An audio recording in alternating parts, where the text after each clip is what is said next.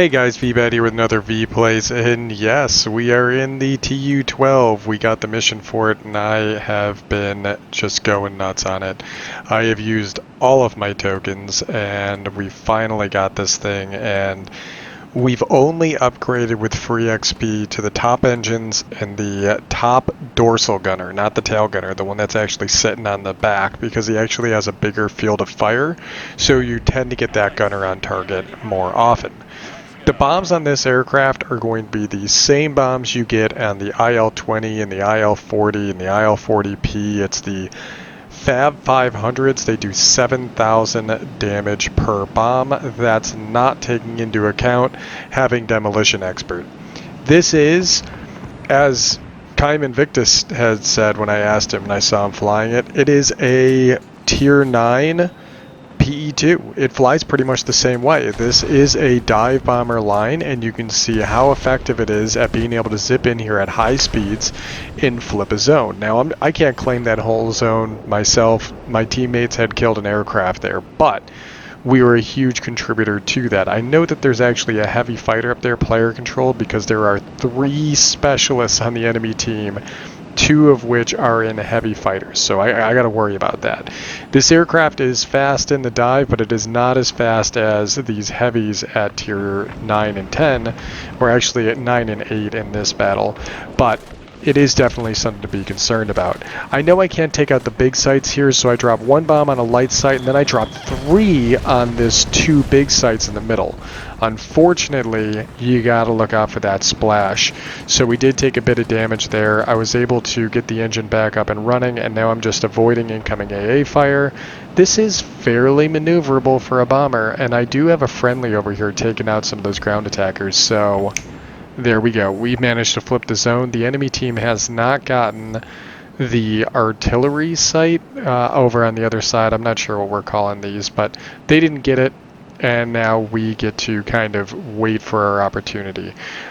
I don't want to go straight into a zone that isn't already partially captured, or at the very least enough that I might be able to flip it in a single pass. So we're coming in now, and we're going into the site just as it's about to come back up online. You can see here we're diving up to around 525, 529 I think is where we peaked at. And we're just going to come in here, low level bomb, boom. Drop on that air defense site, drop on that other garrison section. Unfortunately, it was not enough. We're dropping a little bit blind here. I'm still getting used to the aircraft. I don't even think we took out that whole ground site, but we can actually do our low altitude bombing run a lot more effectively in this platform than we would have been able to do in the German counterparts. You can do it in the German ones, but this aircraft being a dive bomber, it gives it a little bit more maneuverability, and it tends to like it a little bit more. I'm not sure what the engine power loss is as you get lower, but I think it has a lower service threshold, like there is a floor, if you would, opposed to a ceiling that reduces the engine power. We got the bombs back up. We're going to head straight over here to this other AA site, and we saw one of the players on our team had already said, "Good game, I surrender," to the enemy team. Which, I'm like, oh, come on, not already, man. Mopping up this zone right here. It's a bigger zone, bigger capture. Again, we're dropping blind here. We'll drop a double on this site, and we do have the enemy Spitfire here. I'm going to go ahead and try and drag him off. I gave him a little bit of a tag because this does have a forward firing gun. If anybody's flown an RB-17, you're aware that you do have the ability to shoot a forward firing 23. He managed to take out our gunner twice there, but I'm okay with that because by getting him off of that ground attacker, I want to think that that's what allowed us to be able to finalize capturing that zone. We distracted the Spitfire, and we died not in the zone. That's the most important. Don't give up is what I'm telling them. Don't give up yet, because we've got 3 of the zones, and we got a much better multiplier at this stage. And 2 of those sites are going to be these AA sites. Those AA sites pump out a ton of damage. I'm sure if you've ever flown into one, you've experienced it. It's a lot of firepower coming your way. So if they fight over those zones, which is what I tend to do even in my heavies, they're getting hit with all the flak and you're relatively safe. So When we came in here the first time, we did pretty much the exact same bombing run, albeit a little bit steeper, I think, so we could see the reticle better. And we flipped the zone in a single pass, but I said I'm willing to bet that I had some help from my friends or my allies, because as you can see, we took out all the same sites and we didn't flip the zone. We left a little bit of what was left on that one garrison section. However, it should have been way closer, I would have thought. You can see we're pumping out that good damage from that 20mm cannon dorsal gunner. Like I said, we upgraded just that one, but we still have a forward firing gun, and let's not discount the capabilities of that piece of machinery. And the bombs have a really quick reload, much like we experienced with the PE2 M82. So we managed to capture the zone, and we helped quite a bit by shooting out that target. I don't really want to go and fight over the center zone because I feel like I'm probably just going to be sacrificing my life, but I know that my 203 over here is getting chased down by a 210, so to try and dissuade him a little bit, I'm putting him into a death roll here, giving him a chance to kind of get on this target, and hopefully that bought him enough time that he might be able to turn the tables on him. I do see, I think it's a 1092 vector this way. Definitely something I should be concerned about. I am relatively thin-skinned, so we're dipping the nose and hammering down the throttle, but it looks like he's not interested in me.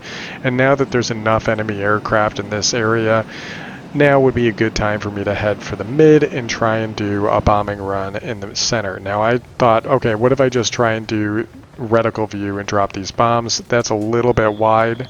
Probably isn't going to do what I needed to. And dropped, I think that was dead center, but I know I don't get all of that sight. And we managed to get taken out by fire. Now it looks like, yeah, it's the XP58 Sea of Stars. He's I believe he's a guy in my clan. I'd have to double check that, but yeah, Sea of Stars is a really good player, and he is in a specialist XP58, which is going to be really good for knocking out this aircraft. I figure I'm going to take my time. I'm going to be a little bit more strategic with this airframe. Just because I got the bombs back doesn't mean I should feel obligated to go straight back to the hot zone. So I figure maybe I'll go to their garrison section in the back over here. And we see that that enemy bomber is pretty much getting chewed up, but then I see another specialist heavy and I go, nope, not going there. Hopefully a lot of these ground sites will respawn. It looks like there is part of that 10 site I managed to not take out that's just about under my reticle now. So we'll finish that up. And I managed to not take this full 10th facility, which is disappointing. So we're just going to throw a couple of rounds out here, and even the garrison we hadn't finished off. I'm willing to bet my demolition expert isn't fully upgraded yet. I'm going to get a couple of rounds out from my tail gunners here, and I do see that there is a ground attacker contesting my zone, and I'm feeling a bit cheeky right now. I figure I might be able to hurt this guy a little bit with my forward firing guns. I'm trying to slow down to stay behind him, and this could be a bad idea, but I think, yep, I think we managed to get him there. Yep, tail gunner just nicked him. So we've got a 329 here. We've got an ally coming in, so I don't want him to run into me, so I turn out.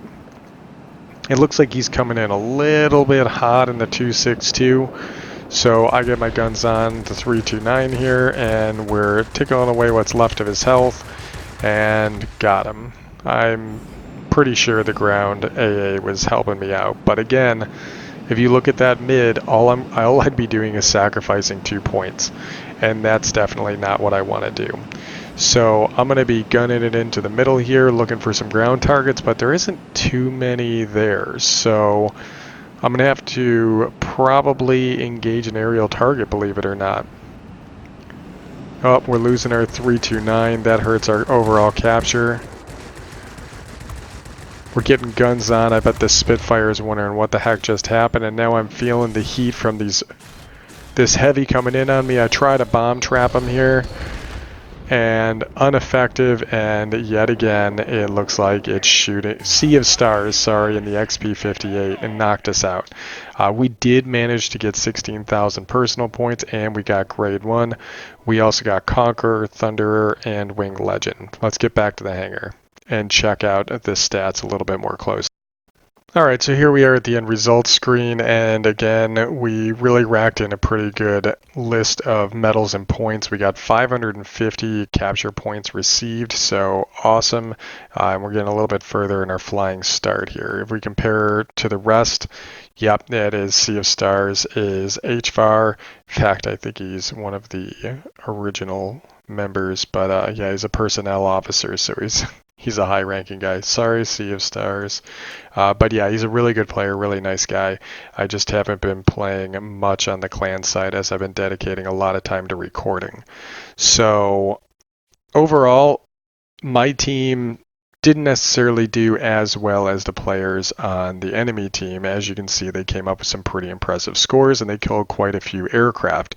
In fact, Sea of Stars, he should have gotten an ace out of that because he killed 21 aerial targets and then 13 aerial targets for the Spitfire as well, and then 3 for the 262 here.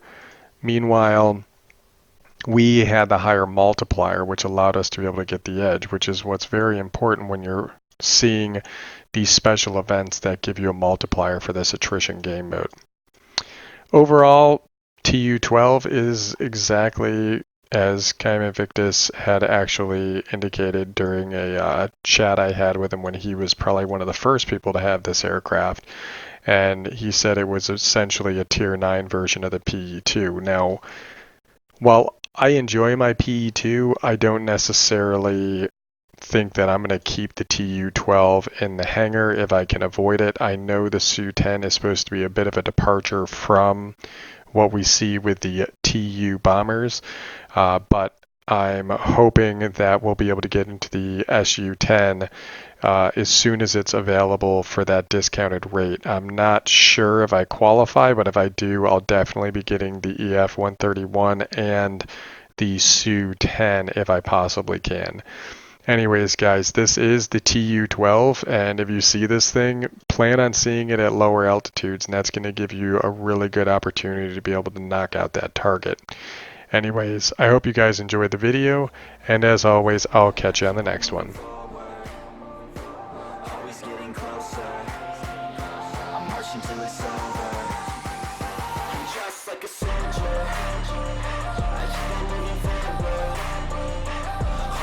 Closer, marching till it's over.